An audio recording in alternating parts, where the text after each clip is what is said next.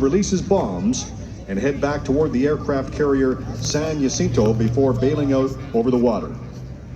2 other crew members perished in the attack, unfortunately.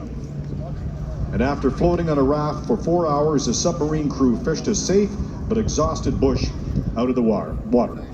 From stage right, Greg Valero and the TVM Avenger.